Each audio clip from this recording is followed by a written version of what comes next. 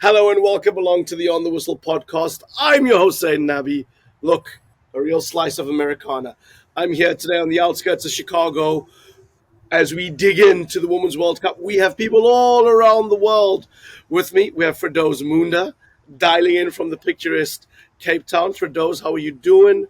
I'm very well, thank you, Zayn. It's really a month. It's actually Women's Month here in South Africa, so it's wonderful to be talking about women's sport. And there's a lot going on. There's a Women's Football World Cup, and despite what people think, there's also a Netball World Cup, which is gaining loads and loads of popularity.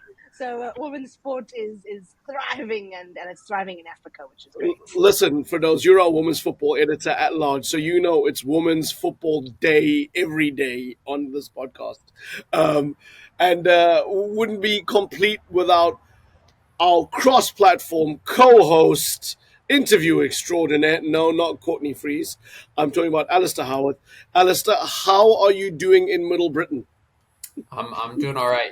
Sorry you've had to settle for me and not Courtney today, but don't worry, Firdose. Next week we're doing a netball special. No football, African netball. That's it. So we'll be making up for it. Don't worry. Well, listen, guys, as you all know, we've been all in on the Women's World Cup here on the Whistle. We've seen some incredible results.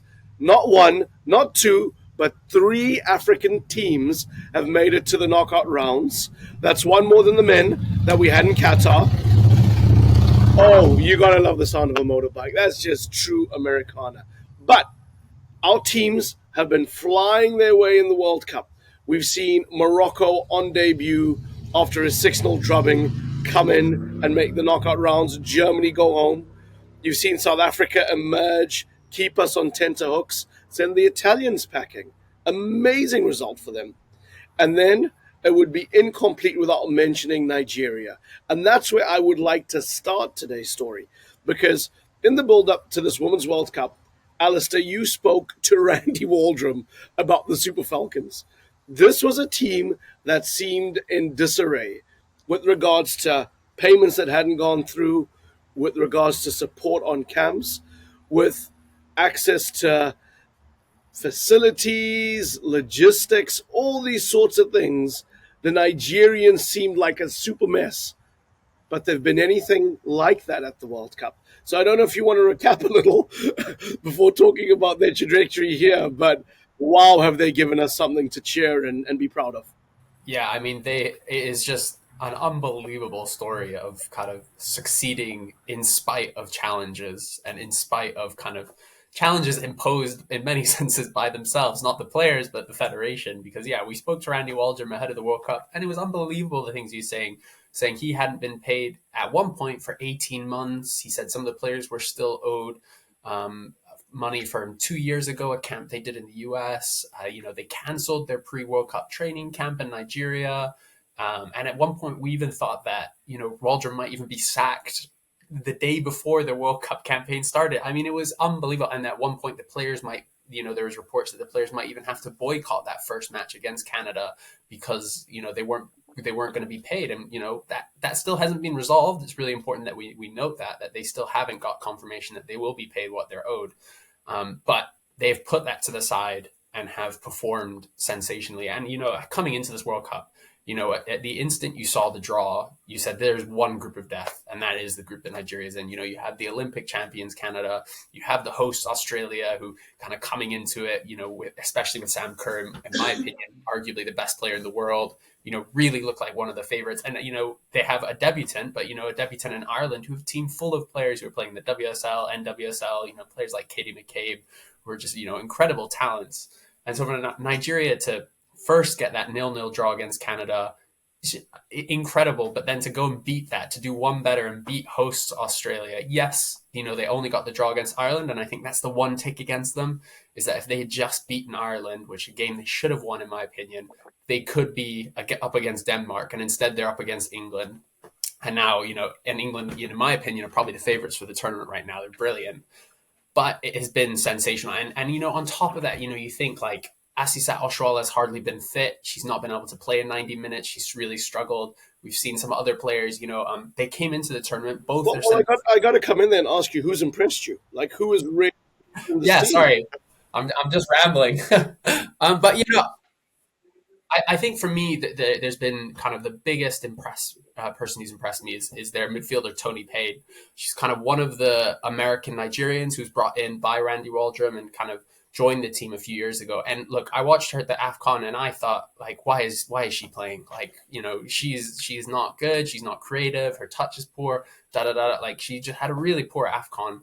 But this World Cup, she's been sensational, playing a kind of like a number 10 in that pocket behind either Onamonu or Oshwala. And she's just so creative. Everything good that Nigeria creates is through her.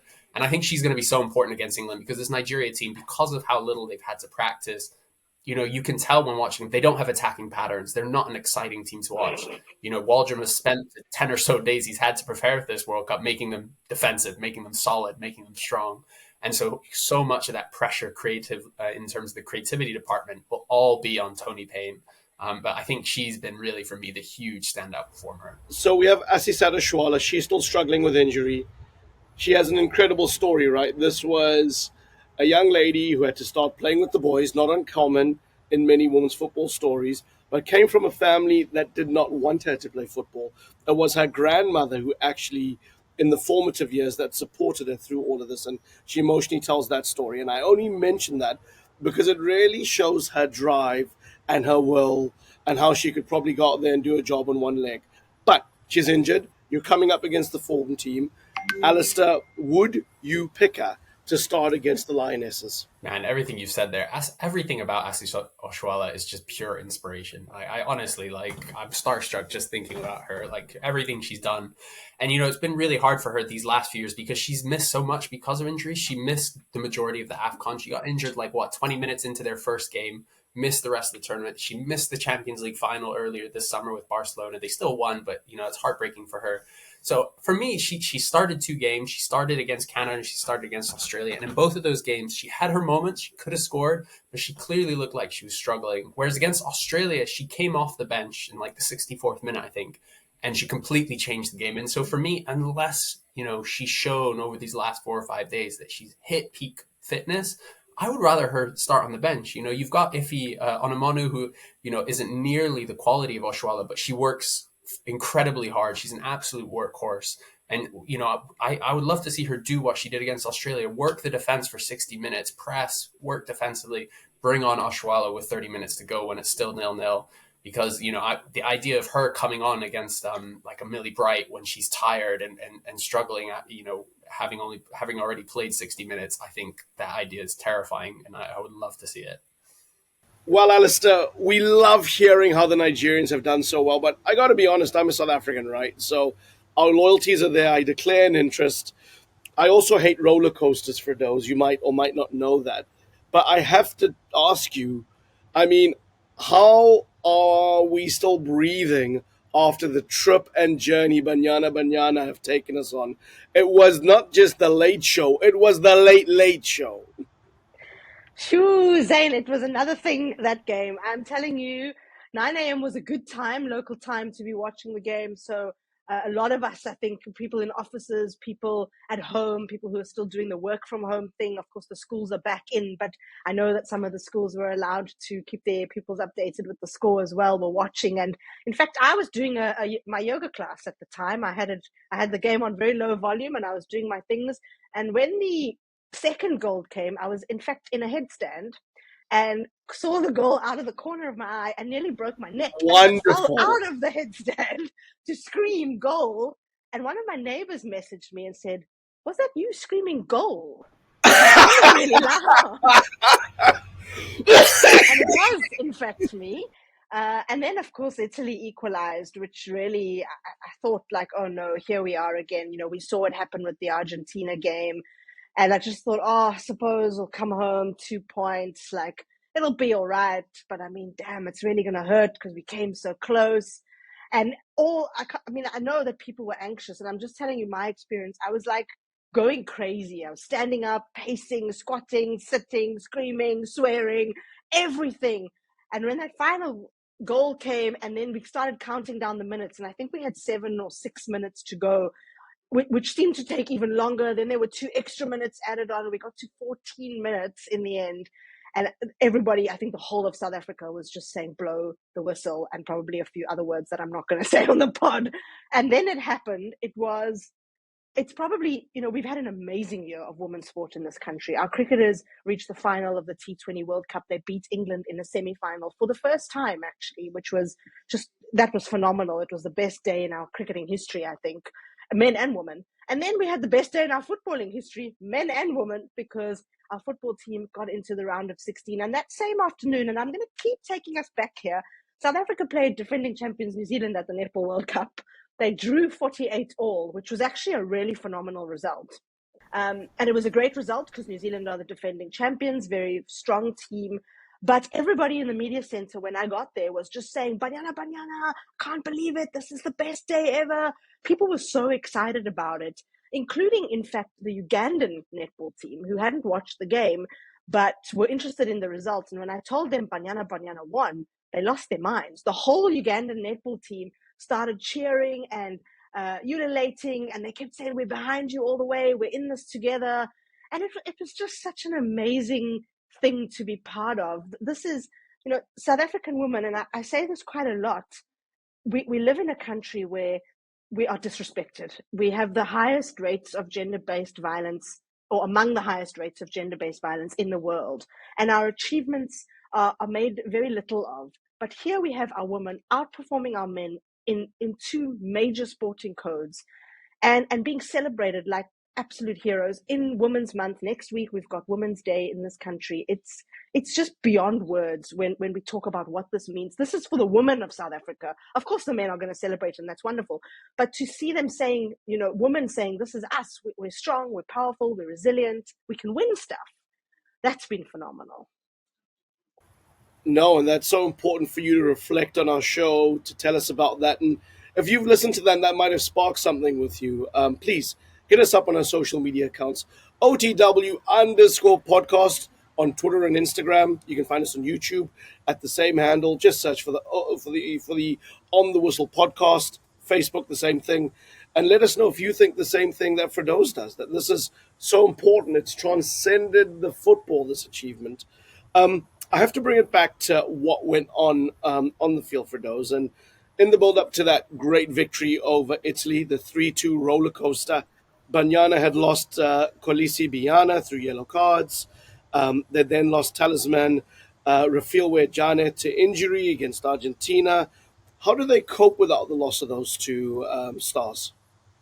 I think they've had a lot of impetus in the front, which is something that we can't really say. I keep bringing it back to the men. The South African men's team don't often push forward. They'll get a lead and sit on it. And in fact, most of the time, they won't even get a lead. But what we saw with Banyana was a constant pushing forward. And I don't think we can discount the role of Hilda Magaya. They call her, or she calls herself, I don't know how this nickname came about, the breadwinner, because her job is to bring home the bread. And there were so many kind of comments going around about Absolutely her. love it. It's cool, hey? A lot of comments about her actually, bringing home the whole loaf. And I think that's been really, she's been amazing up front. Thembi Kgatlana is also incredibly quick. And there were lots of comments on the commentary from maybe not always people who would have seen a lot of our players. So they're almost a little surprised when they see kind of how skillful they are. Every time she got the ball against Italy, she was away. There was also an unselfishness. We saw a lot of times when somebody could take a shot, which would have been a difficult shot, they passed instead to somebody who had a better opportunity. And I liked seeing that because I think we saw that there was a sense of trust in each other. And then I guess the major talking point, and we have to mention the save that came at the end from Caitlin Swart, which would have made it 3-all. And I mean, I don't know what that would have done to us on the day. She hasn't been great through the tournament. I think there's been quite a lot of criticism about the way she's handled the ball in the air. But she was all right, and she pulled off that one great save in the Italy game. She's been okay on her feet, and I suppose the question is, and Desiree Ellis has talked about this quite openly, which goalkeeper do they go for? But they've decided that she is the one they're going to go with. And yeah, I suppose she's done what we wanted her to do, in that she's conceded fewer than they've scored. So job done. And I think the depth in South African football is starting to look pretty good. Remember, it's a game that isn't professional at domestic level yet. And so the fact that you can see players who are either based in the US, a couple based in Europe, and then many of them based here performing so well, that's great to see.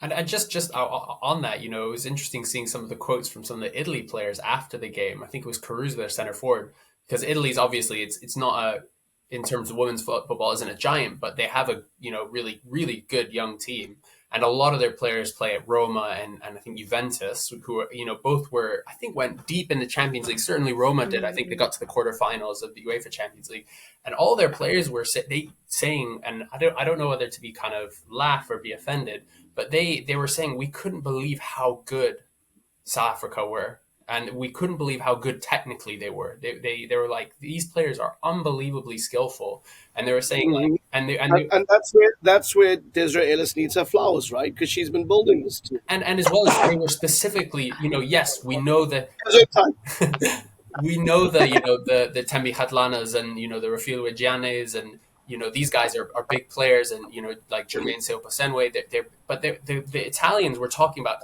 specifically your Mbanes, your Holwenis, your Dlaminis, these guys who play for Sundowns or play in South Africa, they were the ones that are saying we can't believe that they're playing. Yeah, some of them at Sundowns might be professional, but the league they play in isn't, and they're still this good. And they were saying we can't imagine how good they would be if they actually took things seriously domestically, if they professionalized the league. So I think that was a really interesting thing from the Italians to say, that they just they were astounded at how talented and technically gifted the South African players were. And it's kind of so frustrating because it's like, yes, we know, that's never been the issue. The issue is not the skill, it's not the talent, it's the kind of federation, it's the backing behind them, it's the infrastructure. Sure. Look, and we're going to get to Morocco in a minute, but before we go, Firdose, I have to ask you, in sport, there are grudge matches. So South Africa play England, that's a grudge match. We hardly ever play the Netherlands at anything, really. Maybe hockey, I don't know. But, I mean, given the gravitas of our history with the Dutch, given the gravitas of our history with the English, I don't know. Am I overthinking that could be some motivation in the next round as we play the Netherlands? Tell me, we've been brilliant, we've been infuriating, we've taken you on a roller coaster. How does the story end or continue in the next round? What do you think? Yeah, I think there's definitely motivation to beat them. You're talking about how often we play the Netherlands. I don't know if you remember, Zayn, but in the T20 Cricket World Cup, the men's version last November, it was in fact the damn Dutch that kicked South Africa out of the tournament. South Africa lost a T20 game of cricket to Netherlands. So there's plenty reason to want to beat them. I think maybe a caution, and this tends to happen to South African teams, and particularly when we want to celebrate their achievement, is that you think we've got so far, and then that means that sort of we've done our job and now it's fine if things go wrong from here on. We get that a lot from other sporting codes. So I'm hoping that is not what comes into the minds of Banyana Banyana, that even though they know it's going to be difficult, they lost to the Dutch as recently as April last year, and it was a thrashing. It was 5-1. So, the history is not good. But we've seen things happen. We've seen Germany get knocked out. We've seen Italy get knocked out, as we mentioned. Big teams are not playing in this last 16. So I think once you get to knockout rounds, and of course there's still quite a few matches to go, it's not as simple as semifinals and final, but really surprising things do happen. And can you imagine if they were able to get into the quarterfinals, or even like Morocco's men did last year, get all the way to the semis? It will send such a strong message about exactly what we were talking about in terms of professionalization, because one of the first voices after their qualification was Janine van Wyk, who went on social media and said, can we please professionalize our league? And she's been saying that for a really long time, and you can see why she's arguing for that. And now it just seems as though there's not really an excuse, that the money that is going to be earned from progressing thus far, obviously the players earn a lot and the federation earns a lot. The visibility, more than the money, the visibility and the fact that sponsors are so interested in them surely means that a women's professional league has to be the next step, especially if South Africa are going to bid for the 2027 Women's World Cup, which the bid is well on track. They're feeling very positive. They've got a lot to go on. Brazil have been knocked out. They're one of the bidding countries as well, and we know that they've had problems in hosting before. So I think this is about making statements. It's about saying that we're here and we want to be taken seriously. And so even if they don't win, now I'm sounding like one of those excuse makers, I think we want to see them put on a really good show. We want to see them leave it all out there, and hopefully, we're going to have a quarterfinal to talk about next week. Absolutely. And momentum is such an important thing, right? And that's why winning keeps the discussion around professionalizing leagues. It keeps the discussion around World Cups. And for me, on the African continent, when we talk about momentum, the Moroccans have had it for the last year to 18 months, whether it's in CAF competitions, whether it's at WAFCON, whether it's at the Men's World Cup we saw in Qatar, and whether it's this amazing Moroccan team who I don't want to say rose like a phoenix from the ashes, or I don't know, like, Black Adam from Kandak. I watched that movie on the flight over here. But a 6-0 crushing defeat to Germany. They managed to come back, qualify for the knockout rounds.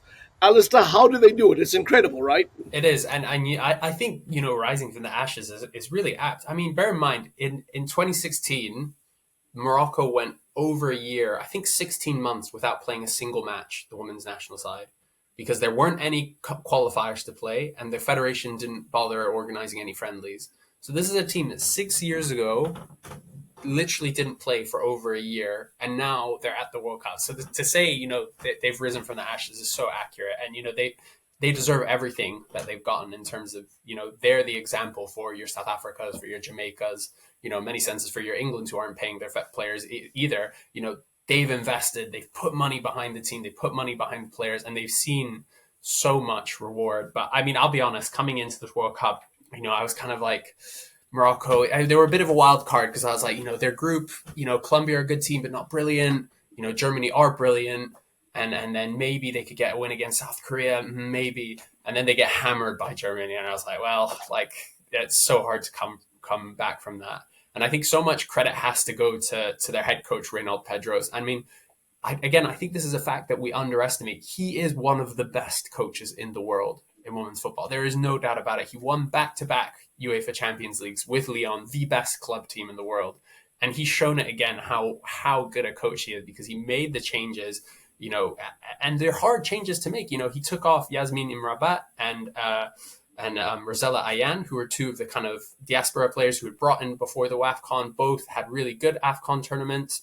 Both were some of the stars of that. Both kind of struggled in that first game against Germany, and he had the courage to take them off, bring in Ibtassim Jaidi, who, again, is a really interesting story. She played for Asfar Rabat, the biggest team in Morocco, banged in plenty of goals, and then she's now moved to Saudi Arabia. And, even I think she only played half the season, and she was the second top goal scorer in the league. I think she scored 17 goals.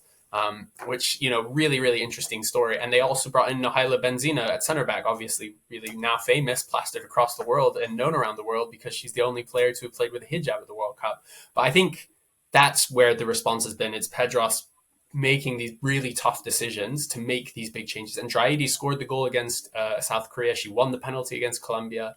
But I think, a huge amount of credit has to go to Pedros, and as well as the leaders on this team. Ghislaine Chebbak is, an icon in Morocco and across the world now. And, players like her and Khadija Mermichi also have kind of shown their leadership, both in the AFCON and at the World Cup. But, I mean, you ask me how. I'll be honest, I don't know how. Like, how can you lose 6-0 against one of the best teams in the world, and then 2 games later, you've knocked them out by beating the team that beat them and beating, another very good team in South Korea. I don't know how they did it. But again, watching on the dual screen, Germany playing South Korea, and they ended almost at the exact same time. In fact, the Germany game was meant to end before the Morocco game, but then there was an injury, so that pushed back the game. Both games were like 90 plus 12 minutes, kind of watching the players win, and then all surrounded around a phone, kind of watching the other game.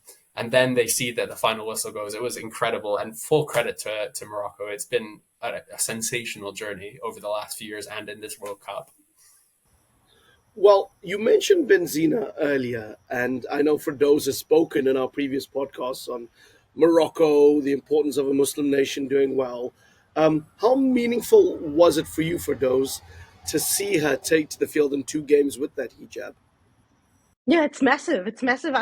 I think maybe less so for me, who, as we can see, is a non-hijabi, but more so for women who do want to wear and have made it their choice to wear traditional dress. And I think there was an interesting a group of ladies in England called the Three Hijabis, who are a group of football supporters who want to promote inclusion in the game, who want to promote a welcoming atmosphere for everybody, and who are also trying to challenge Islamophobia, especially in British football. And of course, that's a slightly different conversation. But I think this conversation can be expanded to global fan bases, because we know that the men's game can sometimes be quite aggressive. It can feel like a place where not everybody is supposed to just go and have a good time and watch the game. And it can be quite antagonistic, especially if you look different and especially if you're part of a minority.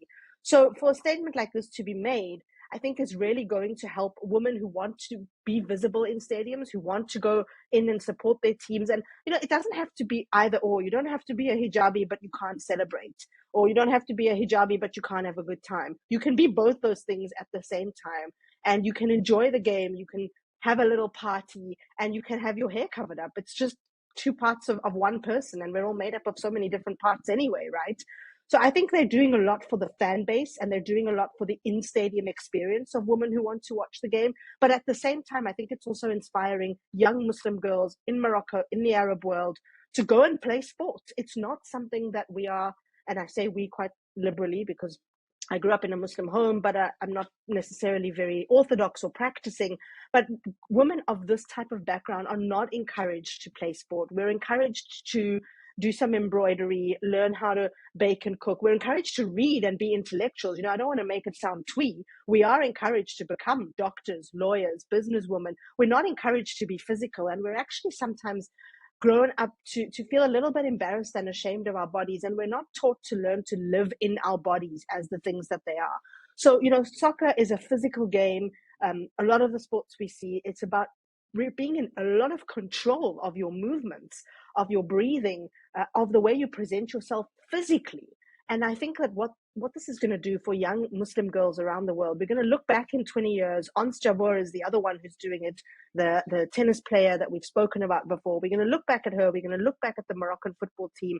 And we're going to say that this is where Muslim women and hopefully even women in the Middle East, we know what's happening in Iran with security police and with demanding that women dress a certain way, where women take control and are able to say, these are our bodies and we will hopefully be able to use them as we please. So that's my hope. I feel like I've said a lot of very big things today on the podcast. That's why we're here. Change the world through And sport.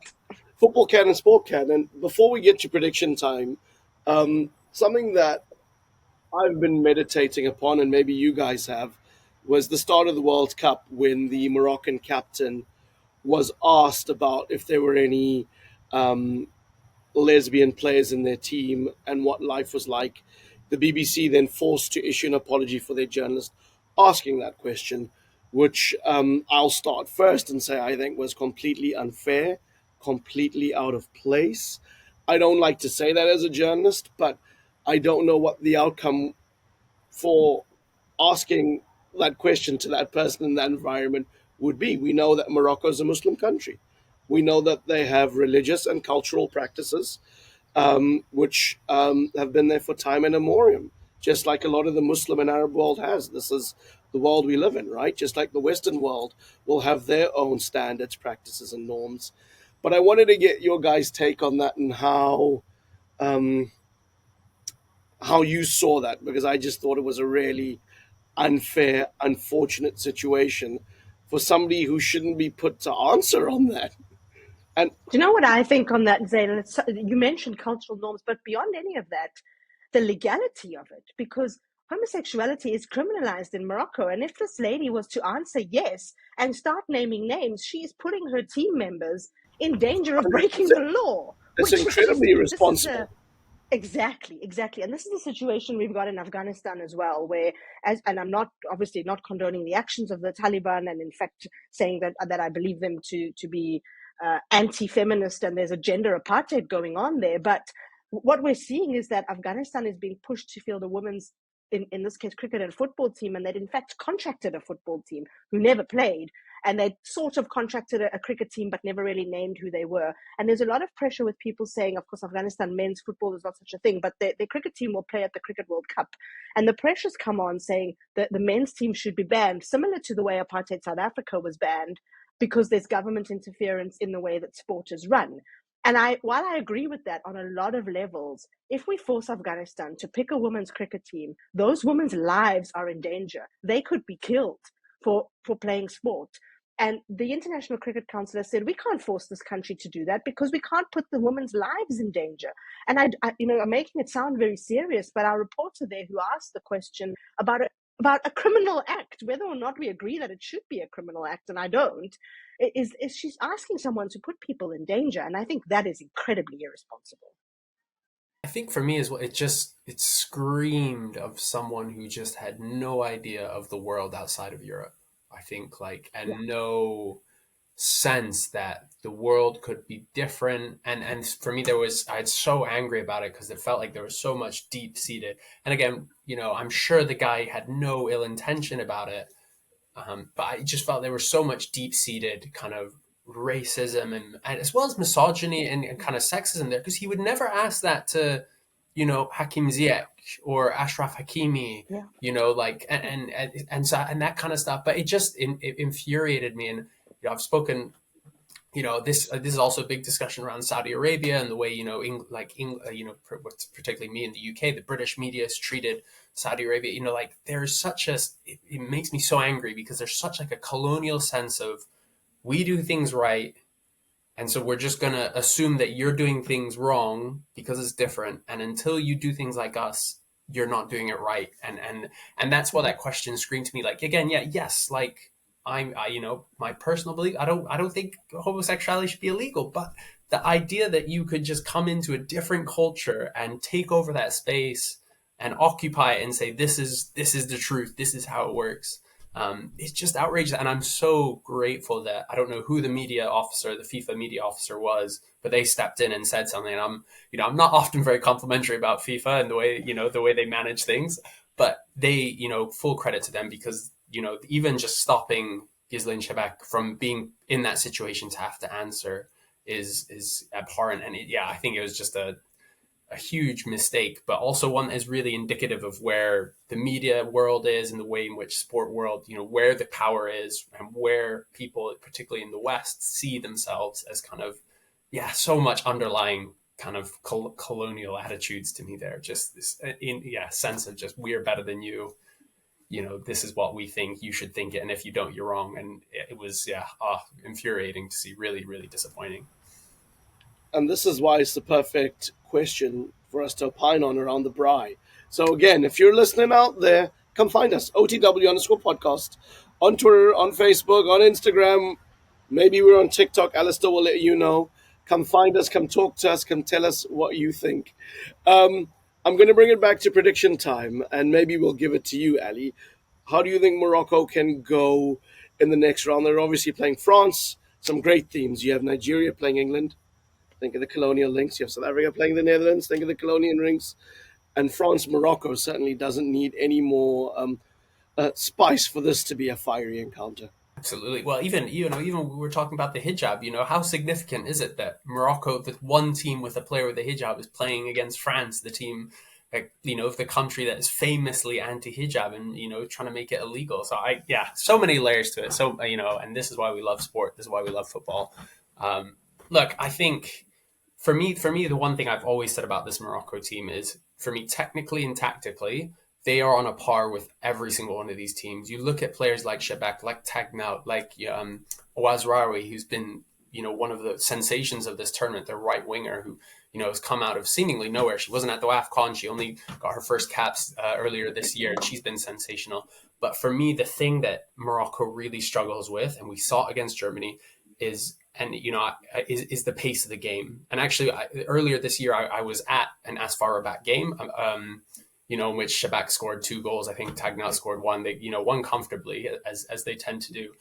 But I actually met 2 of the coaches, the backroom coaches. I think it was the fitness coach and defensive coach of the Moroccan national team. They were there scouting the players, seeing them, and I was chatting with them. And I was asking them, how is it, do you feel about these players playing at Asfar? Is it good? And they were saying, it's brilliant in terms of, most of our players play for the same team. There's a real cohesion. They get good training.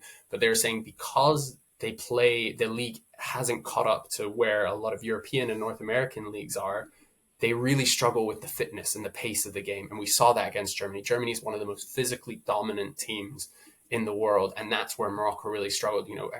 Thankfully they'll never have to see Pop again, Alexandra Pop, because she is an absolute mountain up front, and I don't envy anyone trying to defend her.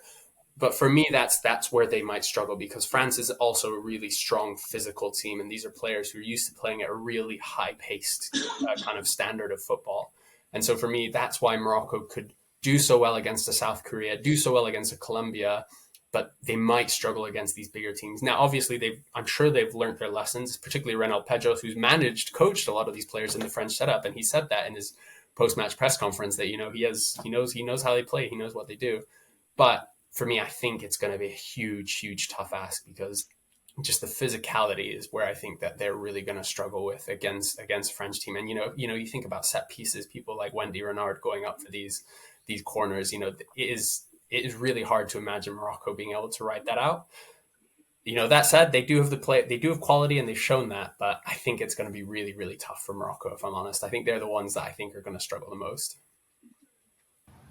Well, listen, we'll keep optimistic. If the men's team could roll over Belgium, Spain, and Portugal, perhaps there's a way they can take it to penalties and do the same.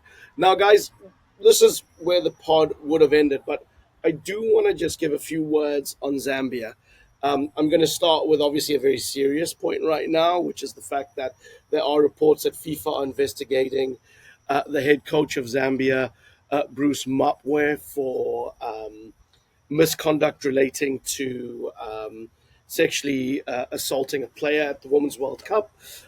He has been accused of rubbing his hands over the chest of one of his players during a training session in New Zealand, and this complaint has been received by FIFA and the local authorities in New Zealand. The Football Association of Zambia reportedly saying that they have not received such a complaint, and on the video footage that they have, because everything is shot, this evidence has not emerged to light. They say FIFA also have access to the footage. Bruce is somebody who, in the build-up to the World Cup, with some exclusive reporting in The Guardian, has been accused of sexual misconduct before. It's something that he has denied, and it's something that the Football Association of Zambia have said there is no evidence of. So let us be fair and reflect both sides on this. But given the gravitas of the story, I just wanted to get your thoughts, Firdose and Alasdair, on what is obviously some very serious allegations. Yeah, Zayn, and as you say, it's not the first time we've heard of them. So what I would like to see from this point is a transparent investigation where we know exactly what has gone on, maybe even if there is access to the footage for journalists to go and look for it, for someone from the outside to have a look, but then also the previous investigation, the one just before the World Cup, where there were some quite disturbing things said about the conduct of the coach and the way, and there's obviously a power dynamic between coach and player, and in this instance between a male coach and female players. So I would like for us to really know what is going on there before we reach any conclusions. And just to add to your point, and although this is obviously a very serious matter, and we hope to be able to bring people more information on it, I would like to say that Zambia, who came back from 2 5-0 drubbings, left the World Cup with a win, and they've had a lot of problems. It's their captain, Barbara Banda, who we know missed the WAFCON because of issues around her gender and issues of eligibility, which her own football federation had with her, who was able to score one of the goals in their final victory, their 3-0 win. So, our African teams across the board, Zambia included, who will be home sometime this week, have done a great job. And despite, and this is what I think is really the nugget of African football that I'd like for people to take, is nothing here is perfect. We've got so many problems across so many levels. And the triumph of our spirits is really massive. And as Alasdair was saying earlier, it's not about technical nous, it's not about the kind of style or flair or creativity. It's the funding and the sponsorship that we don't have here, and the professionalism. And you can see that across so many sporting codes. Australia are a great example, because their women win everything across basically all sporting codes. And it's because they've invested so much into their sport over such a long period of time, and it's so intensely professional. And so from my perspective, a country like Zambia, who've got a huge amount of talent and potential and an equally huge amount of problems, if we could clear out the problems, you're going to see these countries flourish. That's what I think we would like to see. Alasdair knows also kept tabs on the story, so he may have a more investigative eye on it. Yeah, I mean, for me, there's yeah, I think in terms of the players, first off, yeah, I think Firdose is right. Like, obviously we're talking about the three other teams, but Zambia, we've seen the immense talent that they have. Barbara Banda, Rachel Kundananji, players like that who have stood up and been brilliant in particularly that last game, that 3-0 win. Um, and I think for on the pitch, it's really frustrating because you see this really good team and you feel the sense that they just weren't prepared for this World Cup. They just weren't equipped for it, and that is a real shame. That is a real, in terms of they haven't been given the support. And again, a lot of these players, they're playing in, and this is an interesting struggle that I've seen across, and again, it always seems to happen at these World Cups is people are super surprised that these African players aren't, that they're brilliant. They're like, oh my goodness, these players are sensational. Like, why didn't we know about it? And it's because, so much of their kind of access to success and to progressing is so blocked off. So, so, when coming into a World Cup, you look at this Zambia team, you say, oh, this player plays, they have 3 or 4 players playing in Kazakhstan and in China. Like, of course they're not going to be good, blah, blah, blah. And then they're terrific and they're exceptional. And I think there's a huge thing to be said about that we saw a little bit after the WAFCON with players like, I think Grace Chanda got a move abroad to Sweden, and we saw Monday Gift from Nigeria get moved to Tenerife in Spain.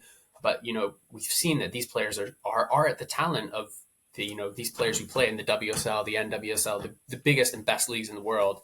But it's just those pathways are being blocked off. And we've spoken about this again, a long time ago, I think with Francis, who's a lot more insight into the kind of player transfers aspect, particularly on the men's side, that so many of these barriers are up. I think with the kind of situation with the coach, with Bruce Mape and Zambia's, like you said, Zambia have not covered themselves with glory, the FA there. I remember, at the WAFCON with Barbara Banda, the whole thing was, initially we thought it was CAF had banned her from playing, and there was this big shock that how could they, blah, blah, blah. And then it turned out that actually the FA hadn't submitted her because they didn't think that she would pass the gender eligibility rules. And there was there was just this huge sense of how could you let this happen? And so I think there's a lot of distrust in the federation to be dealing with these situations properly. Yeah. And I think one thing that's highlighted is one of the other coaches mentioned in the Guardian's kind of piece that they did, who was, along with Bruce Mapwe, was named as one of the players who committed some of these kind of sexual assaults, is he's now the head of a women's club in Zambia. And so there's a sense of, this guy is under investigation for, abusing his power in a sexual way over women who he has power over. And yet one of them is still a head coach for this national team and is very much in charge. And the other one no longer works with the under 17s. Let's remind ourselves, these are under 17s, not even senior players. And he's now one of the, I think he's not the head coach, but I think he's in an administrative role over one of the clubs in Zambia, of women's clubs. And for me, there's a real sense of mistrust there, because it's, at the very least, if these guys are being investigated, take them out of the situation, because, even if we're at the World Cup, yes, you might risk Zambia's performance at a World Cup and destabilizing things, but at the end of the day, people's safety is far, far more important than any of this. And so for me, that's the real sense of frustration with this, is it doesn't feel like I have much trust that actually what's going to happen is going to be resolved. And of course, FIFA doesn't actually have a lot of power in terms of, they're not a government where they can request, information. They can only get what the Zambian FA gives them. And so if the Zambian FA doesn't give them anything that would incriminate their kind of employees, then it's hard to see how FIFA can do anything. So I think there's a real sense of, frustration and kind of classic, just no one really taking responsibility. And at the end of the day, it's the players and the people who are at the heart of this are the ones who are suffering. Well, we will be watching this very closely. Certainly here in our podcast to celebrate the positivity, the heroes, the stories at the World Cup, and with Morocco, South Africa, and Nigeria, we have that. But also important for us to reflect on Zambia and the issues there, as well as the achievement at this World Cup. For those, Alasdair, it's been such fun getting around the virtual braai and chewing the fat with you. Cape Town, Middle Britain, outskirts of Chicago. We're bringing it all together, and it's been such fun. We wish you well. We look forward to the knockout rounds. Send us your predictions. The Twitter handles. Or you know what? If you're watching on YouTube, or you're listening on your favorite podcast platform, Spotify, iTunes, Apple, leave a rating, leave a review, leave a comment. We love interacting with you, and it helps people find the show. All right, c'est la vie. Have a good one.